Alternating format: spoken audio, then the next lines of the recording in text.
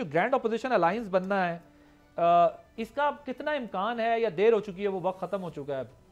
नहीं, ना तो देर हुई है और ना वक्त खत्म हुआ है। उसमें ऐसा है कि असद कैसर साहब और मैं बैठे थे, कुछ चीजें जो है ना वो उनको बताई थी, उनको जाहिर है हमारे अगेंस्ट रिजर्वेशंस होंगी, हमें उनके अगेंस्ट होंगी, कुछ चीजें हमारी शायद अच्छी ना लग रही हो, कुछ हमें उनकी अच्छी ना लग रही हो, या कुछ हमें ज्यादा पसंद आ गई हो, आपको उनका क्या अच्छा नहीं लगा? आपके तहफ़्फ़ुज़ात क्या हैं?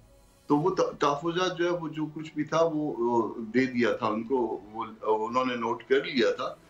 वो उस वक्त तक रुक जाइए जब तक वो जाके इंस्ट्रक्शंस उस पे ना ले लें। वो इंस्ट्रक्शंस अभी तक लेके उन्होंने बताया नहीं। उसके बाद अपना एक दिन हम बैठे थे अपोजिशन लीडर के चैम्बर में, और देन जो है ना उसके बाद फिर जो है ना दोबारा कंफर्म किया था इन्होंने, अपना खुंजादा हुसैन साहब ने, कि आप पॉइंट जरा आपने दोहरा दे। मैंने फिर दोहरा दिए थे, तो फिर उसके बाद अभी तक रिस्पॉन्ड नहीं किया। ये भी है कि एक इम्प्रेशन ये है कि JUIF कहती है कि ये कंसल्टेशन पे भी मतलब ज़्यादा PTI बिलीव नहीं करती, ये सोलो फ्लाइट ले लेते हैं, तो ये बहुत सारे हमारे रिजर्वेशंस हैं। Is that the case?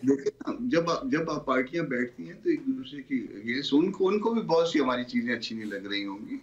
जब पार्टियां बैठती हैं अपने नजदीक आ रही होती हैं, एक तो अप्रिशिएट करिए ना, हमने वर्किंग रिलेशनशिप जो ना इनके साथ बहाल कर दिया हमारी तरफ से, जो है वो कभी इनके अगेंस्ट कोई बात नहीं। वैसे बहुत बड़ी बात है।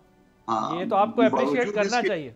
हाँ, बावजूद इसके कि जात पे भी बहुत सारे हमले थे, मगर हमने बहुत सारी चीजों को जो है ना हमने नजरअंदाज कर दिया होगा और आगे बढ़ गए। Point taken sir. देखते हैं कि आगे कितना बढ़ा जा सके। सब्सक्राइब करें और बेल दबाएं ताकि कोई खबर रह न जाए।